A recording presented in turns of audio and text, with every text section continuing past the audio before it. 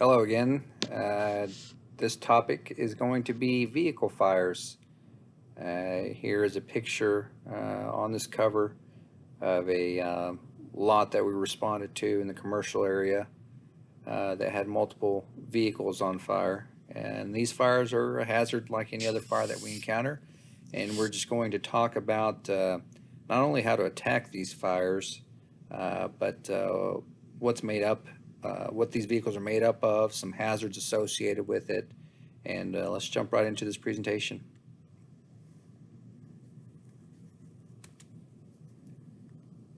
Peace, love, and soul, go green movement. So last 15 or so years, there's been a movement to have vehicles that are more environmentally friendly. A lot of regulations being discussed and in play or thought of that could change what these vehicles look like, and we're starting to see an impact of what these uh, more energy efficient, more environmentally friendly vehicles look like, and what their hazards are, and how difficult some of these are to extinguish.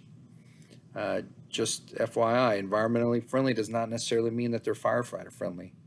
Many of these green type cars are just as dangerous or more as a regular internal combustion engine. So just because it's safer for the environment does not mean that it's safer for firefighters. Just like any other structure fire or rescue scene, uh, vehicle fires, these three tactical priorities are still at play. They'll never change. Life safety, scene stabilization, and property conservation in that order.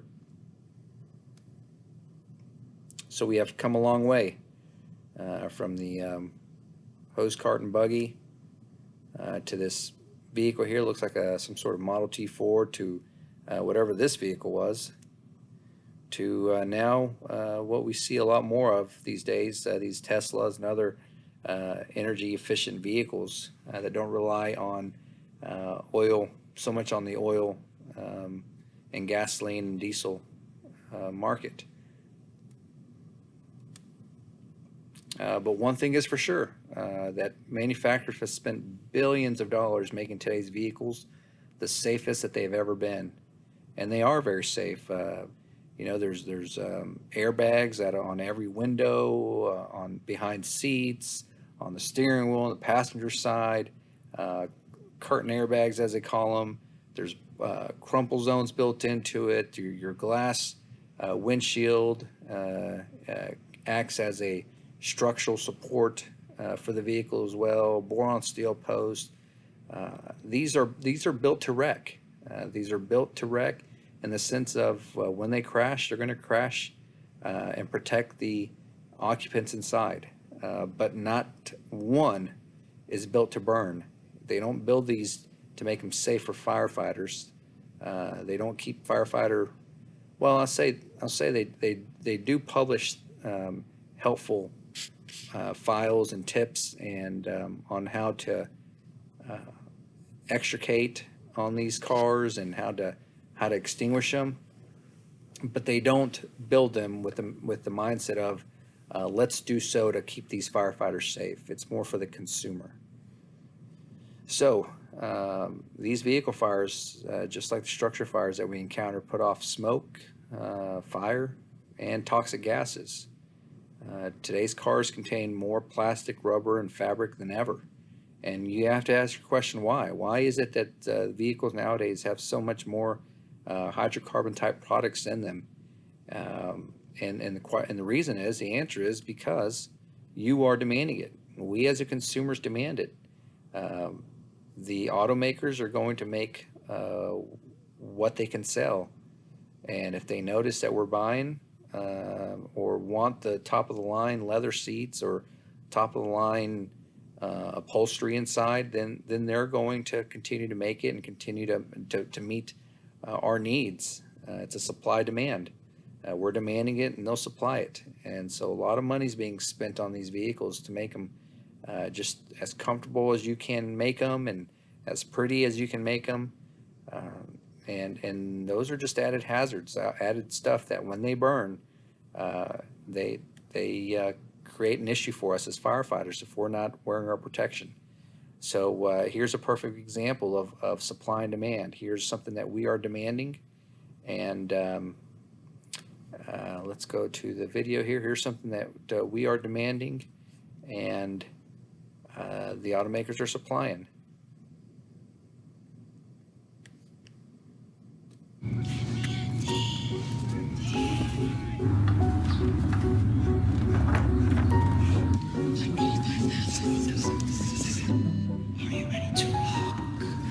You can't expect the world to be this quiet. Unless, of course, you're in the all-new Buick Verano.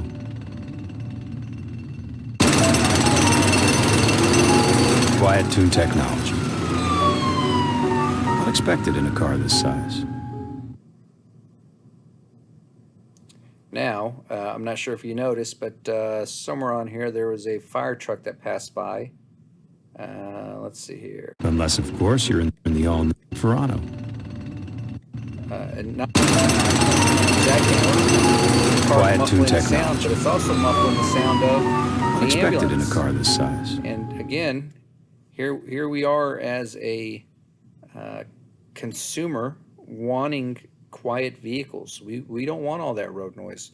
So we're asking our vehicle makers to go to the drawing board and insulate our vehicles and make them quiet and add material to it that's going to drown out the sound.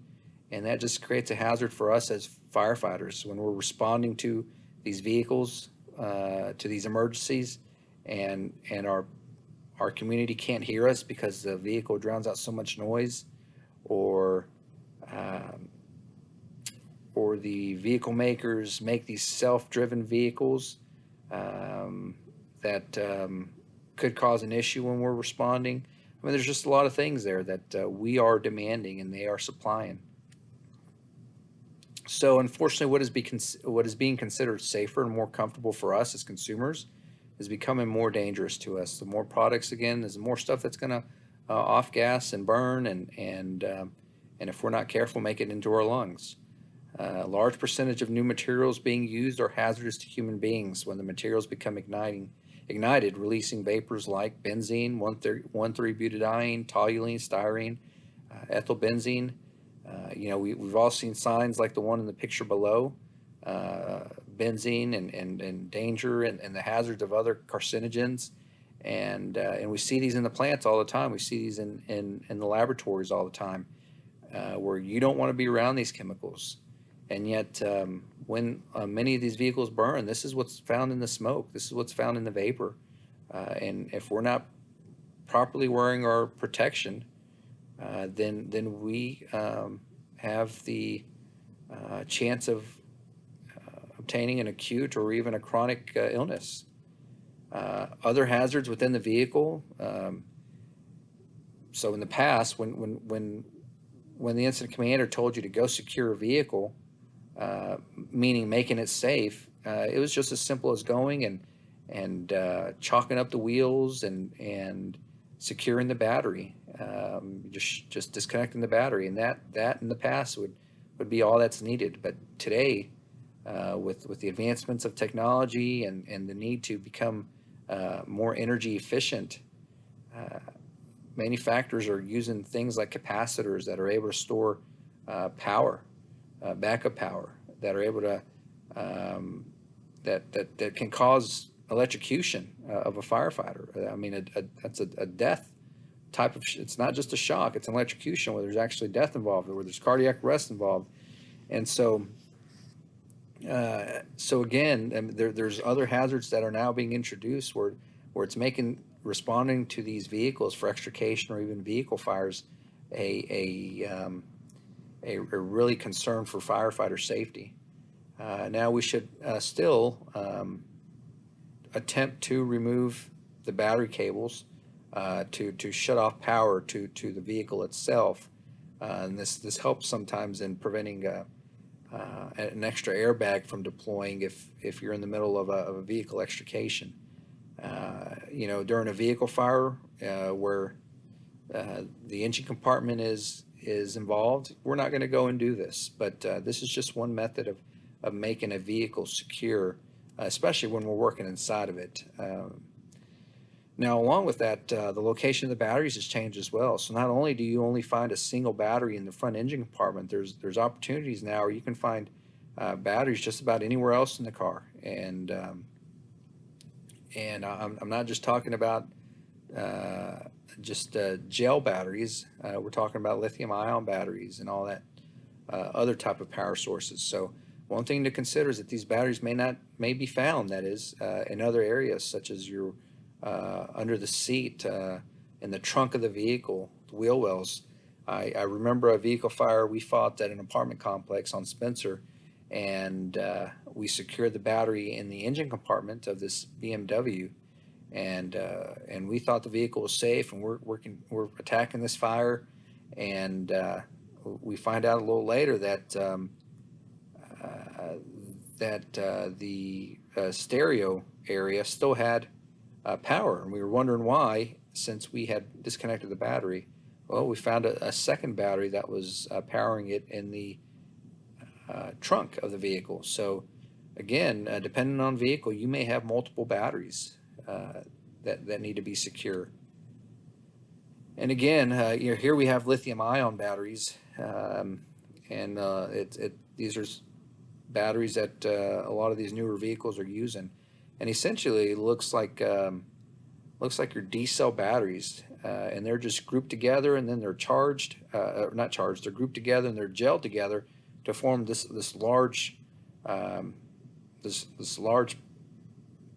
flat battery panel, and they're all connected together. And these are typically found under the vehicle, as you can see in the photo on the right. And these are dangerous in the sense of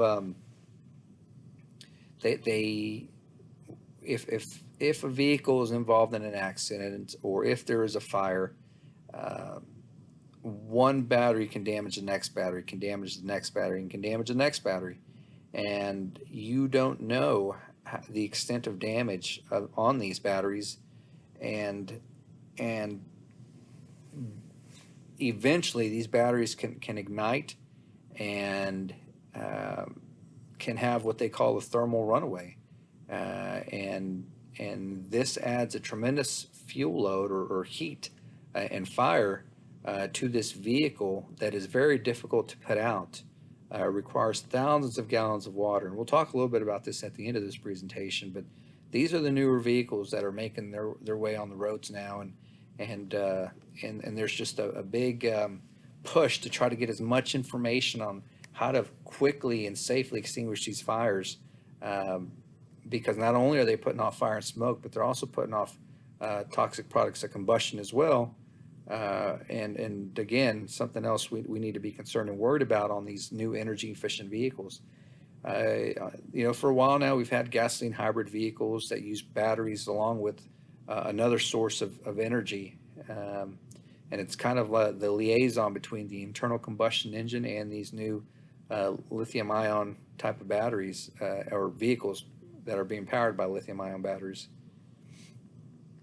Other types of vehicles that are powered by a different thing that also create hazards to us are alternative fuel vehicles, and most often you will see these in our area. You'll see these in the trash trucks, like the waste management trucks, and so these are trucks that use an alternative fuel like hydrogen, compressed propane, compressed natural gas, which can ignite, can create a bigger issue, could vent as well. So we got to be cautious about that. So learning to read and understand our vehicles and looking at the labeling of these as they're going down the road will help you to learn what the hazards are on these vehicles before they ignite, before you respond to a similar vehicle. So as you're out on the road, be looking at these vehicles. Utilize those opportunities at stoplights to figure out, well, if this vehicle were to crash, what would I do? How would I extinguish it? What type of hazards am I encountering? What would be the easiest way to get to the engine compartment? These are all things you should be thinking. So a lot of people initially are concerned about the fuel tanks in vehicles, and that is just through the myth of the movies that are out, where these vehicles crash, or they shoot a bullet into a fuel tank to make it explode. Well, realistically, fuel tanks nowadays are made out of a thick ABS plastic, and they're essentially plastic tanks. There's a few others out there that are still sheet metal or metal itself, but most have moved over to this safer way of storing fuel, and these don't these don't fragment and explode, or these don't explode and fragment like you would think in the movies. Instead, these things will heat up and ignite, and then they'll just fail, and they'll just expel or release the contents of the tank onto the ground. And so you've got to be careful with that, because that fuel will travel along the ground, and that may be where your feet are at. So you always have to be looking at what your hazards are in front of you, on top of you, and below you. Don't just get zeroed in on the fire itself, and not look at a fuel spill that's occurring at your feet. Other hazards that you may encounter are cylinders or pistons that are under pressure, that may release and become a flying projectile. So for this reason, it's just been it has been a tactic to approach vehicles from a 45-degree angle. So never approaching it straight from the front, and never approaching it straight from the back. And I'll show you a little picture that shows it in case you're bad with angles. But move into catalytic converters, and you may think, how does this apply? How does a catalytic converter that can create temperatures up to 2,000 to 3,000 degrees, how can that be something I should be concerned about when it's way low on the ground and I won't be down there? Well, we never know how that vehicle may be presented to us. That vehicle that is on fire may have caught fire because it crashed and turned over on its side, or turned over on its roof, and it's now upside down. And we have to go in there and fight these fires, and we're reaching across and doing all this work, and we forget that there's a lot of hot and moving components in these vehicles. A lot of things that can burn us if we're not properly protected, or may even go through some of our protection. So, catalytic converter, though, although it's a very low priority hazard, it's still something we should think about, especially when those vehicles are overturned.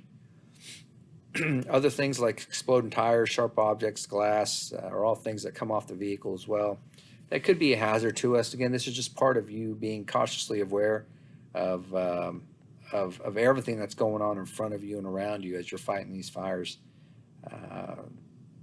I will say that when these tires go, they are loud, and again, you just have to be prepared for that, and be ready to stand your ground in the sense of not dropping a hose line, not being caught off balance. I'm letting you know, I'm pre-warning you that this happens often, where the tires fail, and you just have to be ready for that sound, and just kind of overcome it, and keep doing the task that you were given. So other hazards. So always check for nearby vehicles or structures, overhead wires, power lines, or the proximity of other first responders or spectators that may require pulling additional hand lines. So typically we would pull one hand line per vehicle fire, but there are instances where we have to pull an additional hand line, or we can also support it with a booster line, or the red line. But we've got to be cautious as well that we don't have any opposing streams. So I'm not shooting another firefighter with my stream of water. I've got to be cautious about power lines that may be down, or a broken power pole that could drop lines down at any moment, and we're not looking up to spot this hazard and do something about it. So again, it goes back to doing a full scene size up, anytime we're pulling up on these scenes, and then continuing that size up throughout your event. Again, we kind of talked about this when we talked about struts and pistons and stuff, but struts are hydraulic supports used to hold up car hoods and hatchbacks. I don't see a lot of hatchbacks nowadays, but they're still out there. A superheated strut under the hood or trunk of a burning car can explode, blasting a 1-inch cylinder through the vehicle body and into anything in its way. So again, these projectiles are something we need to be concerned about, need to be prepared for. Other types of hazards that we may encounter is magnesium. Magnesium are found in steering columns and found in some of the rims, and so this magnesium has a lot of force when it ignites, and could cause the unsuspecting firefighter to slip, trip, fall, drop their hose line, fall over another firefighter. So again, this is actually fairly common. It happens quite often. I will show you a video on this. Let's see here. So this is magnesium. It happens pretty quick.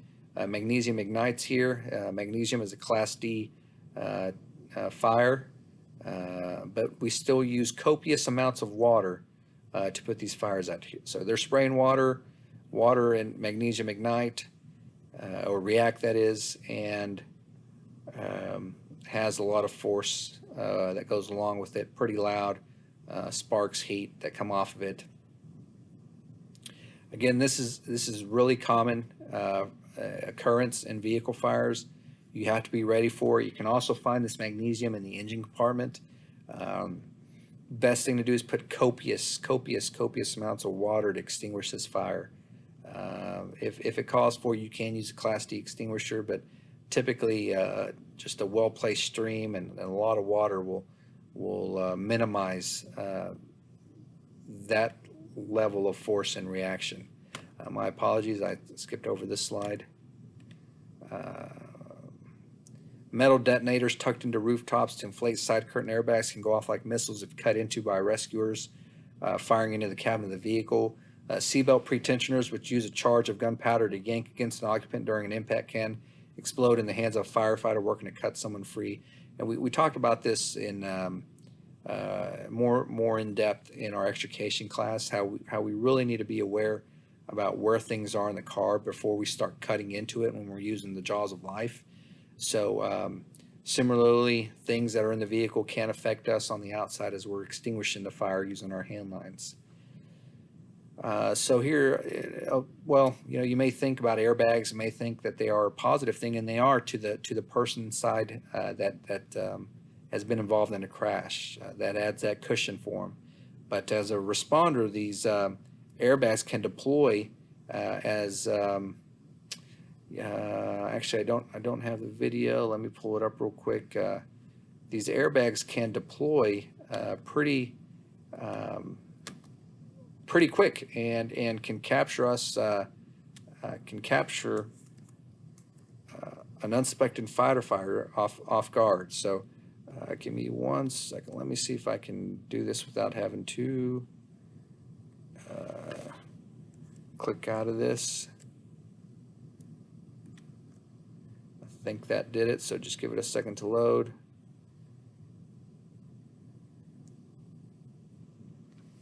So this is a firefighter who is injured when an airbag deploys. This is a little grainy video, but just watch how quickly this. They were injured when the car's airbags unexpectedly exploded. Firefighters Jim Collar and Tom Trimbach were trying to remove two trapped people from a wrecked 1994 Mitsubishi Galant when the airbags popped and hit the rescuers. Both required hospital treatment but were not seriously injured. Slowing the video down, you can see firefighters were well into the extrication when the airbags popped. Mitsubishi spokesman Kim Custer says there were only two reasons for the airbags to deploy. Either the car's battery remained connected, or firefighters accidentally created an electrical short while cutting through a wiring harness in the center of the car. So again, these airbags are a good thing, but they are now all over the place. So we just need to be cautious about them if we're happen to be working around them in close proximity to them. Any other hazards? Yeah, absolutely. There's a lot of vehicles that are outfitted with additional things like hydraulics on the left, or just normal stuff that we introduced into the vehicle ourselves. When we're making a run to the store to exchange our propane cylinder, and we happen to have a bad day, and our car ignites, and that cylinder is inside, and we go in as firefighters to put this fire out, not realizing that something like this may be located in the vehicle. So we really have to be on guard. We really have to work quick at putting these fires out to prevent spread. Typically, when a vehicle is on fire, there's really not much saving of the vehicle. It's typically considered a loss in the insurance way when these vehicles ignite, just because of the amount of damage that these fires do to these vehicles. There's really no salvaging them, but we should still do our job and go out and put that fire as quickly and as safely as possible to give that person an opportunity to save that vehicle or to save the contents of that vehicle. Other things like gasoline cans, used oil, aerosol cans, heck, even a dog in there could be a hazard to us as firefighters. Modified vehicles, like I explained earlier. So, fire size up and priorities. The size up process is ongoing. It doesn't just occur at the beginning of the scene. It occurs at the beginning and throughout. You approach the scene using the same size up procedures as you would any fire, looking for victims. Life safety is the priority number one. So we've got to, if there are victims in there, that should be our priority on removing them from harm. While, if possible, at the same time, trying to extinguish that fire to prevent the situation from getting worse. We need to take a moment and determine the make, model, and construction of that involved vehicle. This isn't a 20-minute, let me pull up my laptop and look for this. If that's the case, that vehicle will burn long before you find it. You quickly have to scan the vehicle, use your prior knowledge of that vehicle to try to figure out what it is, what's the fuel, what's fueling that vehicle, what the hazards may be. All that has to happen quickly. Determine what's involved. Is it just the engine compartment? Is it the passenger compartment? Are fuels leaking out that need special attention? Will I have enough water supply for extinguishing this single vehicle? Are there multiple vehicles on fire? Up on the highway, we have a limited amount of water, and that is the water that we bring in our apparatus. We don't have fire hydrants up on the highway, so we need to be really resourceful with our water and how we attack the fire to make sure that we have what is needed to put it out. Sure, we have other trucks that are coming that also carry water, but we've got to be thinking, how will I effectively put out this fire? How can I prevent waste of water while I'm putting out this fire? We also need to be looking at exposures, other vehicles nearby, structures. These vehicles don't just crash and burn, or don't just burn out in the middle of nowhere. Murphy's Law probably has it burning right next to a building that is fully occupied, and power lines down, all this other stuff that we have to make sure that we are looking at before we go running in to put something out. Sometimes it might be determining what has priority. Do I go, my apologies, let me go back. Do I go and work on that car fire, or do I go and work on getting the people out of the building that's about to catch on fire? That's going to have to be a decision that you or incident command will make. Again, these are things that, these exposures are things that you're going to have to consider, and not go in with blinders on. Keep an eye on the traffic. People like to rubberneck, and they will be distracted by the fire and the firefighters and the emergency vehicles, and they won't be looking about what's going on in front of them. And that smoke sometimes might create of a hazard for the driver, not being able to see well. And so we've got to pay attention to the traffic and make sure that a vehicle doesn't come through our scene and hit our apparatus, or even worse, hit our firefighters. So we have to also remember to make sure we have good traffic control so that we can prevent these vehicles from coming into our area while we're working. But keep an eye out on those vehicles, even if you're attacking that fire, to make sure that if something does occur, you can move out of the way as the last resort. Keep safety in mind at all times. We should try to place our apparatus and attack crew upwind and uphill from the fire. And so this really plays into our highway that has these overpasses. You know, we really want to position that apparatus at the top end of the hill, not on the bottom side where fuel and fire may come down the hill and burn our vehicle or burn our firefighters. So when we are fighting these fires, we'll get a little bit into PPE. We are wearing our full turnout gear. So that means our pants, our coat, we're wearing our hood, we're wearing our helmet, our gloves, our boots, and we're wearing, most importantly, our air pack and our face piece. We wear our full ensemble when we're attacking these fires because of all the off-gassing and smoke and the byproducts of combustion that are toxic that are coming off of that vehicle that we discussed earlier. I'm going to show you the Chicago Fire Department fighting a vehicle fire. And this isn't the way we operate, and nothing against Chicago Fire. I'm not here to criticize them or to say they did something incorrectly, because that's not my place. But what I will do is show you this video and let you know what we do when we're fighting our fire that's different from what they do. So here's your vehicle fire. You've got maybe the incident commander showing up on in here. You've already got, sorry about that. Let's go back. You've already got, here's your engine arriving. And, you know, here they're putting on their vest, and you'll see that they never did fully get their vest on, but the intent was there in adding a level of protection to them to make them visible to oncoming traffic. So again, we will wear our air packs, we will wear our masks. We don't need to wear our traffic vest when we're fighting fire. We can just wear our gear and utilize our stripe on our gear the stripes on our gear to work as our vest. As you can see, he never did get the vest on. But you know, here they are. They're attacking the fire. They're approaching from a 45-degree angle to this vehicle. They're spraying water. Again, this is similarly to how we'll fight our fires, utilizing water on full breathing air.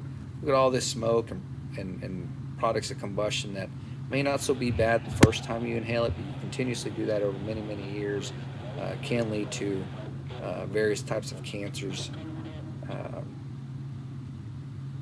So here is the engine compartment still on fire, and you can only put out so much fire without opening up that engine compartment. At some point, you're going to have to open up that engine compartment. Keep in mind that sometimes you want to let that steam conversion, water being applied on fire and converting to steam, to suffocate or smother that fire. So sometimes you don't want to quickly open up the engine compartment or quickly break a window. Sometimes you want to use that compartment as a means to hold the steam in place to extinguish that fire. The positioning of the engine on the interstate or a busy highway should be in a way to add a shield to your cruise. You'll learn a little bit more about that in the Traffic Safety Incident Management course, about how to properly position your vehicle. You'll learn more about that. In the event of fuel spillage, you do not want that fuel agent progressing down the hill towards firefighters. So if at all possible, position that apparatus uphill, upwind, like we mentioned already. everybody, not just the officers, should be monitoring the fire, making sure that nothing is leaking, or that if it is leaking, that we're taking proper corrective actions. That hose line may have to sweep under the vehicle, pushing the fuel away in dire situations. A dry chem extinguisher can be used for extinguishing those fires. I will show you a video here in Waxahachie. This is a famous video for the bad reason, and that is Waxahachie Fire Department lost a fire during this fire when the vehicle was positioned at an incline on the low end of the incline. So with many flammable products, and this vehicle, this aerial here, is positioned on the downhill side of this warehouse, and soon you see that fuel and fire is now rolling down and essentially burning this aerial. Luckily, no firefighters were hurt or injured, but that is just a quick example of how positioning your apparatus correctly could benefit your apparatus. So additional things, again, life safety is our priority. Getting those victims out of that vehicle, even if there's fire, we've got to figure out what is our approach. Do we? There may be times where you have to put up a protective water curtain to get these victims out. There may be other times that calls for quickly extinguishing the fire while you're removing the victims, while another crew's removing the victims, that is. There may be times where you have to remove the victims first and then fight the fire. And it all depends on what's being given. But the priority should always be the victims and giving them the most attention before the property. We already talked about how smoke from the fire can affect traffic and cause people to rubberneck, cause people to lose visibility and crash into our scenes. So just remember, always keep an eye up on that. So what do we use to fight this fire? Well, again, we spot our engine uphill and upwind.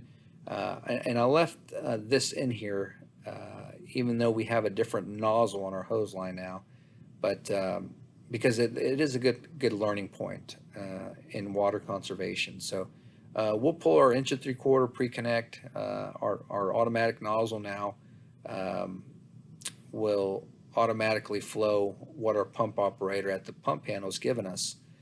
So they can inch it down at the pump panel so that we have less water usage from our nozzle. But in the past, we used to have these selective gallonage nozzles like you see on the right, and you were able to turn the dial on the nozzle to 95 gallons per minute. And so we always used to teach on those nozzles that before you went and attacked a car fire, you drop down the nozzle to 95 GPMs so that you can conserve water. No longer were you flowing 125 gallons per minute. Now you're flowing 95 gallons per minute. And that just allowed that water to go further. Again, this was key when you were up on the highway and you don't have any hydrants available. So as you're making your fire attack, you don't want to just get up on that car fire and start fighting that fire right off the bat. You want to knock some of that fire down as you're making your approach. But there's a balance on this. You don't want to start 75 feet back and start wasting a lot of water as you're inching your way forward. You've got to find the right distance where your water stream and reach is doing work for you and fighting the fire and knocking it down so that you can make your way up safely to that vehicle and at some point get up close and personal with it by putting that nozzle in the window, putting that nozzle where it needs to go. But the only way you're going to get there is not by going through a wall of flames. It's by putting out that fire from some distance and then working your way up. Again, I'm not saying go start off at a football field length away. I'm saying there's a balance in how far you should be and not recklessly getting into fire just to try to put this out. I mentioned about approaching the vehicles from a 45-degree angle. So as you can see in these arrows, these are your approaches to the vehicle. Approach from a 45-degree angle so that you're not in a spot where if a bumper were to release or a piston, it doesn't shoot out and get you. So again, these are the areas to approach from, and also things to keep in mind: watching that fuel tank in the rear, watching the tires, and you can as you're making your way up to fight this fire, you can swing your stream on the underside of the vehicle, around the tires. You don't have to just focus in on one piece of the vehicle. You can sweep back and forth on that vehicle to knock down some of that fire extension, and then work your way towards where the bulk of the fire is. And this second bullet point here tells you that as you approach the vehicle, you can begin at the very least sweeping the undercarriage, the wheel wells, the tires, and the fuel tank. Again, don't go wasting water just hitting the concrete down below the vehicle. Make sure you know what you're aiming at to make sure you're hitting where the fire is. If you can, at all possible, try to pull the hood release. That usually doesn't happen. Usually when we show up, the cable that opens up the hood is already burned. But if it's still intact, go ahead and pull it to try to prevent it from burning. That way you can easily open up the hood. Otherwise, it just adds more steps in trying to open that hood if you no longer have that hood release. And when you do finally get the hood up, make sure you prop it open. A lot of firefighters have been, I won't say injured, but have been surprised by a falling hood on their head hitting their helmet. So prop that hood open when you need to. But also keep in mind, sometimes you want to. Let me go back here. Sometimes you want to utilize the steam conversion to put out that fire. You want that fire to suffocate with that steam. So sometimes you may only crack open that hood a little bit, spray some water in there, and then close it back down so that that steam conversion can take place and you can get that smothering effect. Here's a different way to open up the hood. This is a pie cut, essentially, or pizza cut. So typically you would find that your hood latch is right in that area of that pie. So what you do is you cut on either side of that hood latch, almost like a pizza wedge, and if done correctly, it should open up your hood like you see on the picture on the right, just like you normally would have.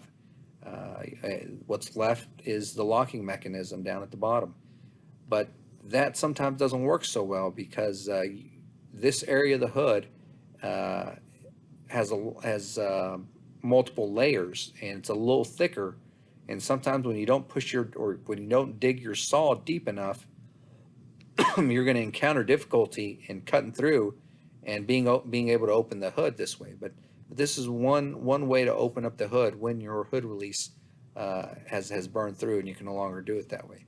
Here is a second way of doing it.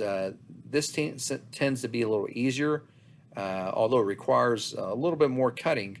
But the reason is it's where you're cutting at, where you see those dotted red lines in the photo on the left. That area is thinner metal or thinner layered material, and so, or fiberglass, depending on what it is, but a material nonetheless. It's thinner there, so you don't have to dig your saw so deep in there when you're making those cuts, which makes it a little easier to open. Once you make those cuts, then you're able to open up the hood like you see in the photo on the right. You just open it from the back side, from the closer to the windshield side. So those are two ways you can open up your engine compartment. And I already mentioned this. Don't go busting out all the windows, or don't go opening up the hood fully open if you don't have to. Use that compartment as an advantage for steam conversion, for letting that fire suffocate. Now a little bit on alternative fuels, and we're getting towards the end of our presentation. Again, identifying what you have in front of you prior to fire attack is important so that you know what hazards you're encountering or will encounter. Alternative fuels can use things like ethanol, which burn cleaner, or the flame color on it is harder to see because it's burning so clean. The smoke is harder to see because it's burning so clean. Methanol, ethanol, hydrogen may also be used. It may burn bright blue, and the flames may be almost invisible on a clear day. So consider using things like your thermal imaging camera, your TIC camera, for figuring out where it's hot, where it's burning. And this is also comes in handy when you're fighting those lithium-ion car fires and determining where you need to apply your water at. 'Cause sometimes you won't be able to see it with your eye. Now, we talked about lithium-ion, and these are the vehicles that are becoming more of an issue now, just because they're becoming more prevalent on the roadway. These vehicles aren't as dangerous as other vehicles are. They don't have an incidence rate of fires no more than any other vehicle. In fact, it might be less chances of these catching on fire. But when they do catch on fire, or when there is a runaway reaction, it becomes very difficult to fully extinguish these fires out. And so it does require a lot of water. There's been some fire departments that have used thousands of gallons of water. We're talking about 10, 15, 20,000 gallons of water to put these out, to cool them down enough, to submerge them enough. And it's sometimes even then they get taken to the impound lot after they thought the fire was out, and they reignite. And I told you that these lithium-ion batteries that are encased in this gel that almost appear to be D-cell, they look like those D-cell batteries. You don't know how badly damaged they are, and so you may not think that there was a lot of damage when there in fact may be some, and those other cells may ignite at some point down the road just by additional vibration from the tow truck taking it to the yard. So because these batteries are usually located on the underside of the vehicle, that's typically where you want to aim your water. And sometimes you have to utilize kind of you have to aim the water at the ground level so it can bounce right back up into the underside of the vehicle. That's if the vehicle is right side up, all four wheels are on the ground. But typically what you want to do is if these caught on fire because of a crash, you want to try to use the crumple areas of the vehicle, the areas that got damaged, and try to lob water through there in an attempt to reach those batteries. So sometimes you got to use what the scene gave you to try to utilize that water to go in there. So again, you want to utilize your TIC cameras to figure out where those hot spots are and continuously apply water.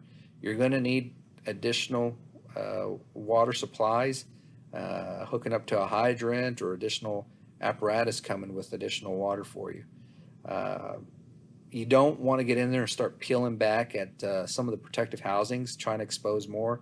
And the reason is there's a lot of high voltage in these areas, in these vehicles, that could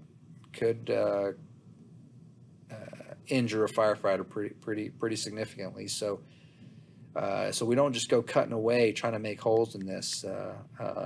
Otherwise, we create more risks to the firefighters. So this all comes down to applying water in the proper area by what that scene has given us. And additionally, it may require you notifying that tow truck operator and letting them know, hey, this is a electric vehicle and there is a potential for it to reignite. And I recommend that you store your vehicle away from other vehicles so that if it does catch on fire again, it doesn't become a whole yard of vehicles that have not caught fire. It becomes its own little island. It becomes one vehicle on fire still. So sometimes it's informing our tow truck operators that they should really segregate this car by itself. And if there's some sort of pit or hole that can be dug or or a vessel of some sort where this vehicle can be put in, that may be another way to put out this fire, is completely submerging it. But again, keep in mind that we need to protect ourselves as well as the victims, and we need to make sure that we're able to fight these fires safely, that we're wearing our proper protection, our proper gear, so that we can continue firefighting way after this vehicle fire that we encounter. So with that being said, I'll ask that you come up with a couple of questions that you may have on this presentation, and we will discuss those questions next time we meet. So again, I'll say it again. Come up with a couple of questions on this presentation so that we can discuss them next time we see each other. Thank you very much.